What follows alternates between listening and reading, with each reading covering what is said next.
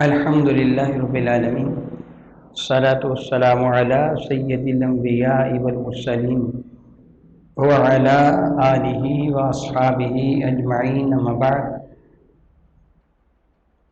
اعوذ باللہ من الشیطان الرجیم بسم اللہ الرحمن الرحیم بحمد اللہ تعالی کہ خالق کائنات جل وعلا کے احسان اور کرم سے آج آپ کا سبق شروع ہوگا سورۃ الحدید شریفہ سے۔ یہ سورہ مبارکہ نزول کے اعتبار سے 94 نمبر پر ہے، جبکہ ترتیب کے اعتبار سے اس کا 57 نمبر ہے۔ یہ سورہ مبارکہ مکہ مکرمہ میں نازل ہوئی۔ بعض نے یہ کہا کہ یہ مدینہ طیبہ میں، بکثرت علماء کرام یہی فرماتے ہیں کہ یہ مدینہ طیبہ میں نازل ہوئی۔ بعض نے مکی لکھا ہے۔ اس میں 4 رکوع ہیں، 29 آیات مبارکہ، 544 کلمات، 2476 حروف ہیں۔ ملاحظہ فرمائیے، اعوذ باللہ من الشیطان الرجیم بسم اللہ الرحمن الرحیم سبح للہ ما فی السماوات والارض وهو العزیز الحکیم۔ سبح تسبیح بیان کرتا ہے للہ اللہ تعالی جل وعلا کے حضور، اللہ تعالیٰ کے لیے، ما فی السماوات جو بھی کوئی آسمانوں میں ہے، والارض اور جو بھی زمین میں ہے، وہو العزیز الحکیم وہ اللہ رب العزت جل وعلا غالب حکمتوں والا ہے۔ سبحان اللہ تعالی و بحمدہ، سب کہہ لیجئے۔ ساری کائنات میں اللہ کی تسبیح بیان کرتی ہے، اللہ تعالیٰ کی سبوحیت کا اقرار کرتی ہے، کوئی قولی طور پر ہو، فعلی طور پر ہو، کسی کی تسبیح نظر آئے یا نہ آئے، وہ حال سے ہو یا کال سے ہو، بہرحال کائنات کا ذرہ ذرہ میرے اللہ کی تسبیح بیان کرتا ہے۔ ہر ایک کی تسبیح کا اثر جدا جدا ہے، الگ الگ ہے۔ جو جس قدر زیادہ مرتبے والا ہے اسی قدر اس کی تسبیح کا اثر بھی زیادہ ہے۔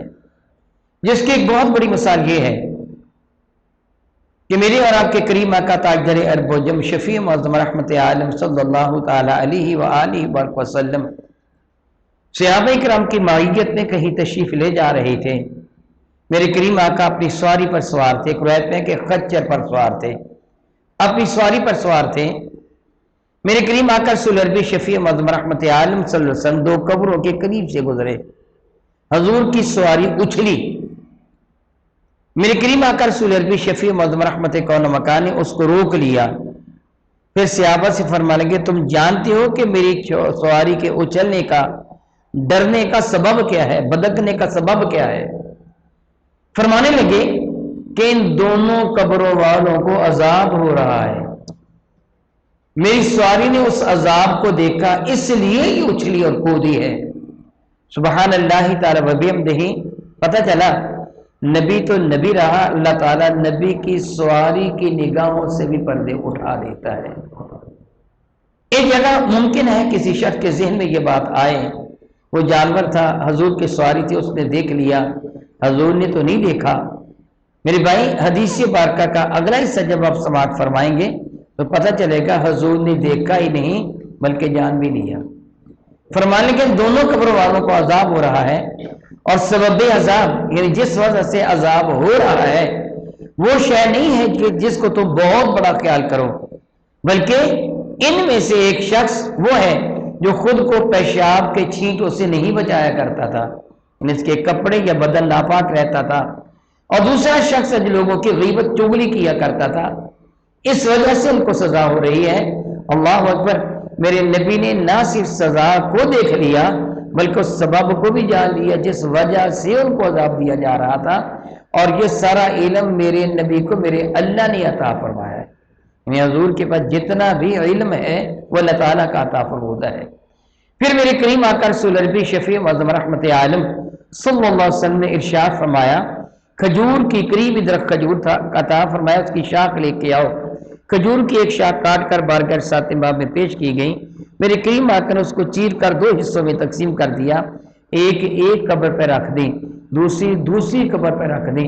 فرمانے لگے میں امید رکھتا ہوں جب تک یہ شاخیں تر و تازہ رہیں گی ان کی تسبیح کی وجہ سے قبر والوں کے عذاب میں تخفیف ہو جائے گی۔ اللہ اکبر، اللہ اکبر۔ اسی دوسری بارکہ کی بنا پر قبر پر پھول یا سبز شاخ وغیرہ رکھی جاتی ہے۔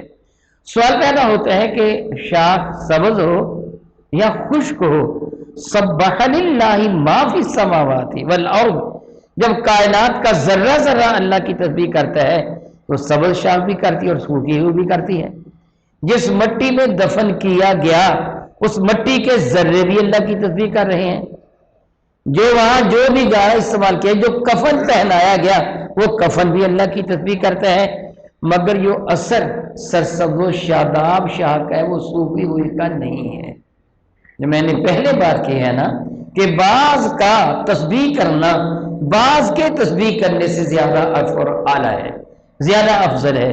اس لیے بزرگان دین سے دعا کروائی جاتی ہے۔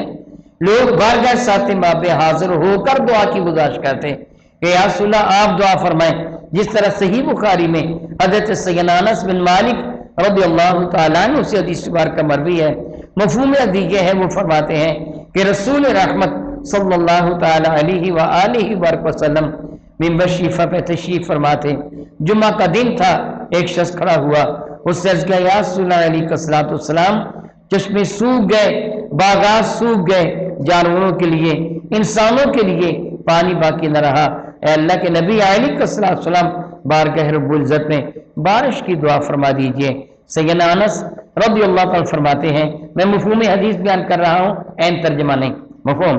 سیدنا انس فرماتے ہیں رضی اللہ تعالیٰ عنہ، رسول رحمت نے اپنے مبارک ہاتھ دعا کے لیے اٹھا دیے، اللہ کی قسم ابھی دعا مکمل نہ ہوئی تھی، یعنی رسول رحمت نے دعا فرما کر اپنے ہاتھ اپنے رخ زیبہ پر پھیرے نہیں تھے، ابھی دعا مانگ ہی رہے تھے کہ حضور کے ریش انور سے میں نے پانی کے قطرے گرتے ہوئے دیکھے، یعنی اتنی شدید بارش ہو چکی تھی کہ مسجد نبوی شریفہ کی سادہ سی چھت ٹپکی اور حضور سید عالم بارش میں بھیگ گئے اور حضور کے ریش انور سے بارش کے پانی کے قطرے گرتے میں نے دیکھے۔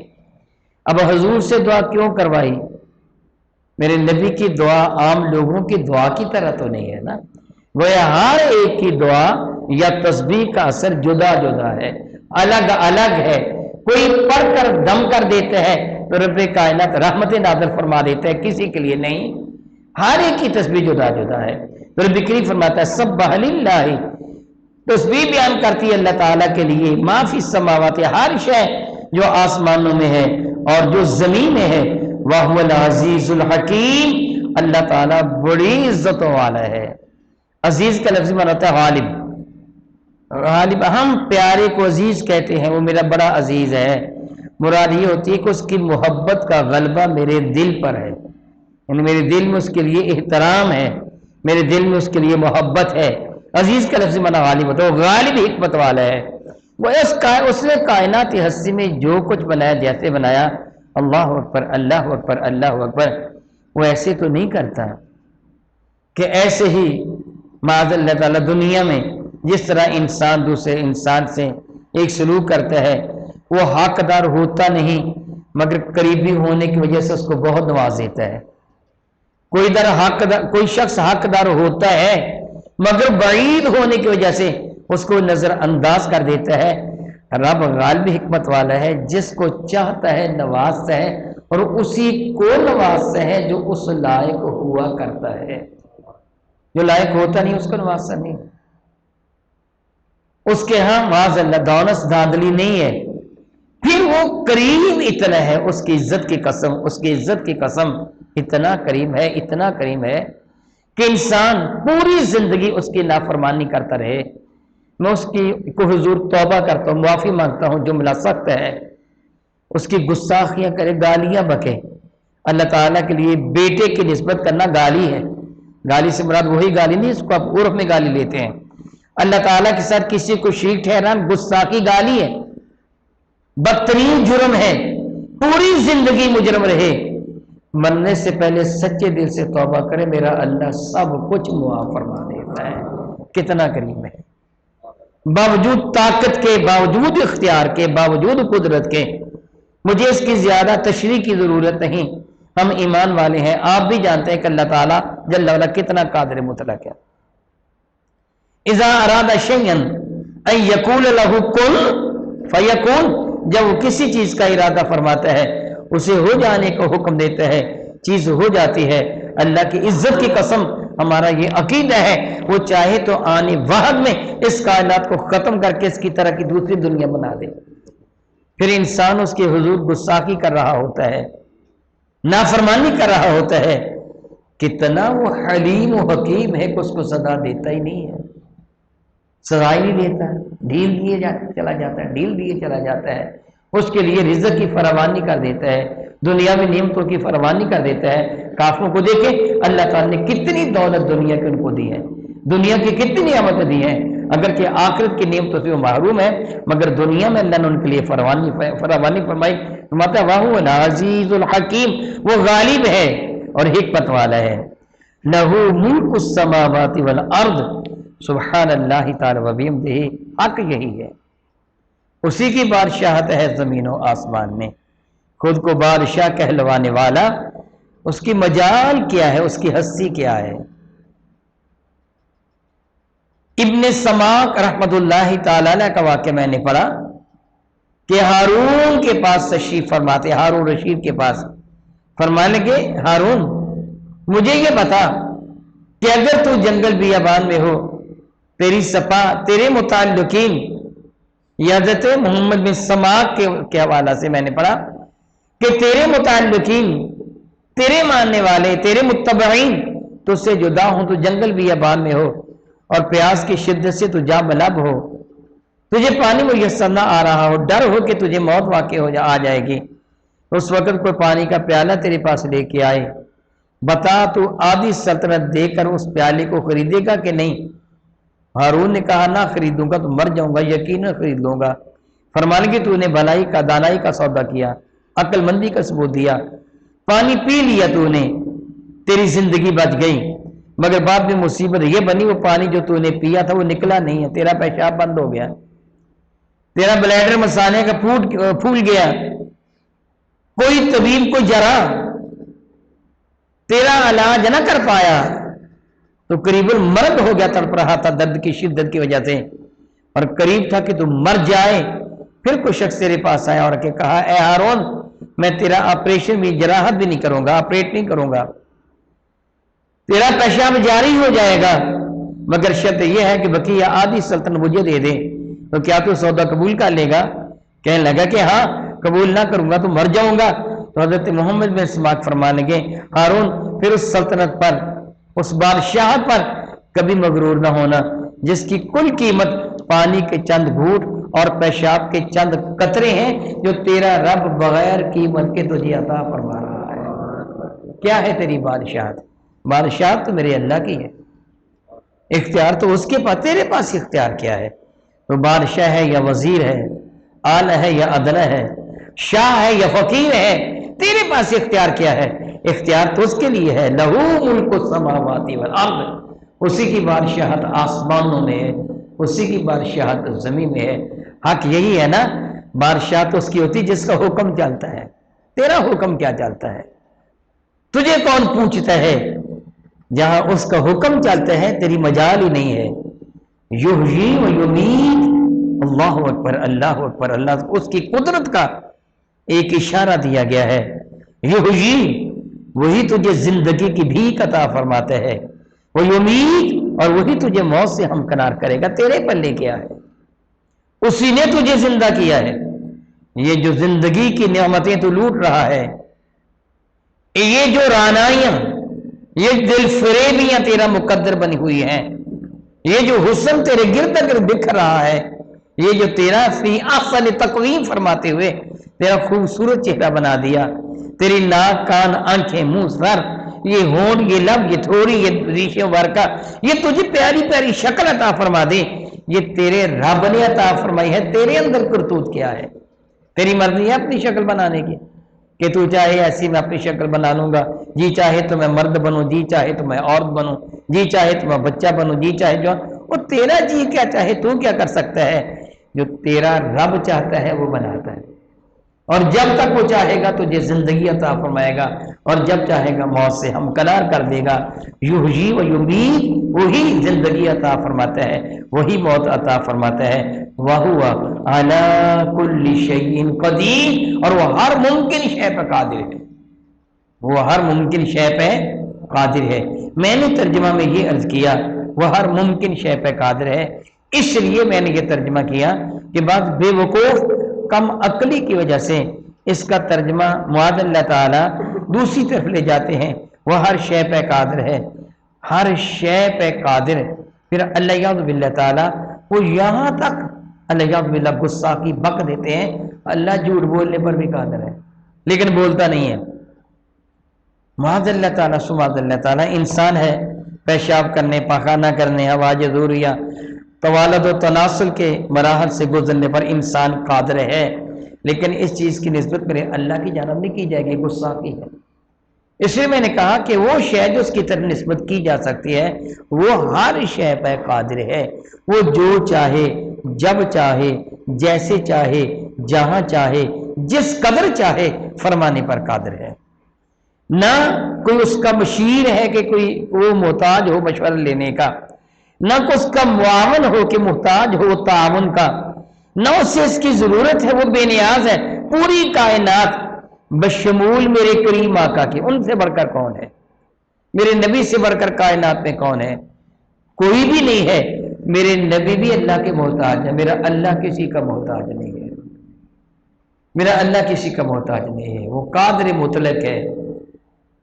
مشیروں کا، معاونین کا محتاج وہ ہوتا ہے جو بے نیاز ہو، جس کے علم میں، جس کی قدرت میں، جس کی طاقت میں کمی ہو۔ میرا اللہ تو ہر اعتبار سے سبحان ہے، وہ تو صمد ہے، ہر شے پہ قادر ہے۔ هو الاول والآخر والظاہر والباطن وهو بكل شيء علیم۔ سبحان اللہ تعالی و بحمدہ، سبحان اللہ تعالی و بحمدہ۔ هو الاول، سب سے اول بھی وہی ذات بابرکات ہے۔ یہاں اول سے مراد پہلا نہیں ہے، اول سے مراد پہلا نہیں ہے جس طرح میں گنتی گنوں کہ اول، دوم، سوم، چہارم، یوں اول سے مراد پہلا نہیں ہے، بلکہ وہ ہے کہ ابد سے۔ یہ بھی اب جملہ نہیں کہہ سکتے جب سے کائنات بنی ہے، کائنات تو مخلوق ہے، وہ خالق ہے، کائنات تو بنی ہے، وہ تو خالق ہے، تو ہمیشہ سے ہے۔ اس اول سے مراد یہ نہیں کہ گنتی کے پہلا، دوسرا، تیسرا، نہیں، بلکہ اول سے مراد وہ ہمیشہ سے ہے اور ہمیشہ کے لیے ہے۔ وہ الاول، یعنی جب کائنات ہستی میں کچھ بھی نہیں تھا میرا اللہ تھا۔ اس سے مراد اول سے مراد یہ کچھ بھی نہیں تھا میرا اللہ تھا۔ الحمدللہ تعالی ثم الحمدللہ تعالی، ہمارا عقیدہ ہے کہ کائنات میں کچھ بھی نہیں تھا، ہمارا اللہ تھا، پھر اللہ نے اپنے محبوب کو پیدا کیا۔ اللہ خالق ہے، باقی ساری کائنات مخلوق ہے، کوئی خالق کے برابر نہیں ہو سکتا، نہ علم میں، نہ اختیار میں، نہ فضل میں، نہ شرف میں، نہ کرامت میں، نہ قدرت میں، کسی بھی اعتبار سے خالق کے برابر مخلوق نہیں ہو سکتے، وہ ہمیشہ سے ہے۔ والآخر، آخر سے مراد گنتی کے اعتبار سے آخر نہیں ہے، بلکہ مراد یہ ہے جب کچھ بھی نہیں ہوگا وہ ہوگا۔ کل من علیہا فان ویبقی وجہ ربک ذو الجلال والاکرام۔ کل من علیہا فان، جو بھی اس روئے زمین پہ تمہیں نظر آتا ہے، زمین نہیں بلکہ پوری کائنات کہہ لیجئے، فان، یہ سب فنا ہونے والا ہے۔ یاد رکھیے انسان جب مرتا ہے، یہ مرتا ہے، اس کی روح نہیں مرتی۔ روح کو جب سے اللہ نے پیدا فرما اس وقت سے زندہ ہے، بڑی عمر ہے روح کی، بدن کی عمر نہیں ہے۔ جب سے اللہ نے ارواح کو پیدا کیا اس وقت سے لے کے قیامت تک روحیں زندہ ہیں، ان کی اتنی طویل زندگی ہے، عمر ہے، بلکہ یوں کہ یہ سب کی عمر تقریباً برابر ہے کہ اللہ نے ساری روحوں کو ایک مرتبہ پیدا فرمایا اور سب کی عمر تقریباً برابر کہ تقریباً ایک مرتبہ ہی سب کو ختم فرما دے گا۔ انسان، اس کا جسم، اس کی عمر ہے 10 سال ہو، 5 سال ہو، آدھا گھنٹہ ہو، 100 سال ہو، 200 سال ہو، نوح علیہ السلام نے 950 سال تبلیغ فرمائی، جسم کے ساتھ ان کی عمر، وگرنہ روح سب کی زندہ ہے، ایمان والوں کی بھی کافروں کی بھی روح زندہ ہے۔ پھر جب قیامت آئے گی تو روحیں بھی مر جائیں گی، کل من علیہا فان، پھر کچھ بھی باقی نہ رہے گا سوائے ذات باری تعالیٰ جل وعلا کے۔ فرماتے ہیں هو الاول والآخر والظاہر والباطن، ظاہر بھی اسی کی ذات ہے اور باطن بھی اسی کی ذات ہے۔ سبحان اللہ تعالی و بحمدہ، یہ سارے کے سارے مظاہر اسی کی ذات بابرکات کے ہیں۔ یہ مائکروفون ہے، آپ اسے دیکھ رہے ہیں کہ یہ مائکروفون بنا ہوا ہے، آج خود بن گیا؟ نہیں، کوئی اس کا بنانے والا ہے نا؟ گویا بنانے والے کا مظہر بنی ہوئی شے ہوا کرتی ہے۔ یہ مصنوع بتا رہی ہے کہ صانع ہے، یہ صانع کے ظہور کی خبر دے رہی ہے، یہ کچھ صانع ہے۔ اگر میں آپ یہ کائنات کی ساری اشیاء ہیں تو لا ریب دلیل اس بات کی ہے کہ کوئی بنانے والا ہے۔ اگر بنانے والا نہ ہوتا تو یہ کائنات کیسے بن جاتی؟ حادثاتی طور پر غیر ممکن ہے۔ فرماتے ہیں والباطل، اور وہ باطن بھی ہے کہ کوئی آدمی اپنے حواس خمسہ سے اس کا کھوج نہیں لگا سکتا۔ اتنا پوشید، اتنا ظاہر ہے کہ سورج بھی اتنا روشن نہیں ہے جتنا ظاہر میرا اللہ ہے۔ سورج سے نابینے کو عموماً خبر نہیں ہوتی سوائے اس کے کہ اس کی تپش سے وہ محسوس کر لے۔ نابینا سورج کو نہیں دیکھ سکتا، چمگادڑ سورج کی روشنی سے فائدہ نہیں اٹھا سکتا، غار میں چھپا ہوا انسان سورج سے مفید نہیں ہو سکتا۔ یعنی کچھ وہ لوگ ہیں جن سے سورج پوشیدہ ہے مگر میرے اللہ کی قدرت کسی سے بھی پوشیدہ نہیں ہے۔ اس لیے میں اس طرح کہوں کہ جس طرح سورج ظاہر ہے اس طرح اللہ ظاہر ہے، یہ بھی صحیح نہیں ہے کہ سورج بھی بات سے پوشیدہ ہو سکتا ہے مگر اللہ کی قدرت کسی سے بھی پوشیدہ نہیں ہے۔ اتنا ظاہر ہے اور اتنا باطن ہے، اتنا پوشیدہ ہے کہ کسی نہ کسی چیز کا ادراک حواس خمسہ کے اعتبار سے ہو سکتا ہے، سننے سے، دیکھنے سے، چکھنے سے، چھونے سے، اللہ بلکہ حواس خمسہ سے ہو سکتا ہے مگر اللہ وہ ذات ہے کہ حواس خمسہ کے ادراک میں وہ آتا ہی نہیں ہے۔ سبحان اللہ، یہ اسی کی شان ہے، کائنات میں کسی اور کی شان ایسی نہیں ہے۔ فرماتے ہیں وَهُوَ بِكُلِّ شَيْءٍ عَلِيمٌ، سبحان اللہ، وہ ہر شے کا علم رکھنے والا ہے۔ جو میں کر رہا ہوں، جو آپ سن رہے ہیں، میں پیدا بھی نہیں ہوا تھا، میرے پیدا ہونے سے پہلے اسے علم تھا کہ میرے بندے نے کرنا کیا ہے۔ اس کا علم محتاج نہیں ہے وقوع پذیر ہونے کا، کیونکہ عمل ہو تو تب اسے پتہ چلے، نہیں، بلکہ حدیث بار کا کیا ہے، میرے نبی فرماتے ہیں ابھی بچہ اپنی ماں کے رحم میں ہوتا ہے کہ رب ذوالجلال کاتب تقدیر فرشتے کو حکم دیتا ہے لوح محفوظ سے اس کا مقدر لکھ لا، اور لکھ دے یہ شقی بدبخت ہوگا یا پھر سعید نیکبخت ہوگا، اس کی عمر کتنی ہے، یہ کیا کرے گا، تیرا مقدر پہلے لوح محفوظ پر درج ہے۔ تو کیا ابھی آدم بھی پیدا نہ ہوئے تھے، رب نے تقدیریں پہلے ہی تحریر فرما دی تھے۔ وَهُوَ بِكُلِّ شَيْءٍ عَلِيمٌ، وہ ہر شے کا علم رکھنے والا ہے، یعنی وہ محتاج نہیں ہے کہ کوئی کام ہو تب اسے پتہ چلے گا۔ وہ ازل سے جب سے اس سے کائنات کو پیدا کیا اس کے علم کے مطابق ہی پیدا ہوئی ہے، اور جب تک کائنات رہے گی اس کے علم کے مطابق ہے۔ کیا ہونا ہے، کب ہونا ہے، کیسے ہونا ہے، کس وقت ہونا ہے، کہاں ہونا ہے، کس قدر ہونا ہے، کس نے کرنا ہے، کس پر کرنا ہے، کیا ہونا ہے، میرا اللہ سب کچھ جانتا ہے۔ وَهُوَ بِكُلِّ شَيْءٍ عَلِيمٌ، اور وہ ہر شے کا علم رکھنے والا ہے۔ رب ذوالجلال تو اپنے محبوب مکرم شفیع معظم رحمت عالم کے صدقہ سے ہمیں زندہ رکھ تو اپنے اور اپنے محبوب کی محبت میں، ہمیں موت آئے تو تیرے اور تیرے محبوب کے پیار میں، قیامت کے دن اٹھے تو تیری رحمت کا، تیرے محبوب کے دامن کرم کا سایہ ہمارا مقدر بنے۔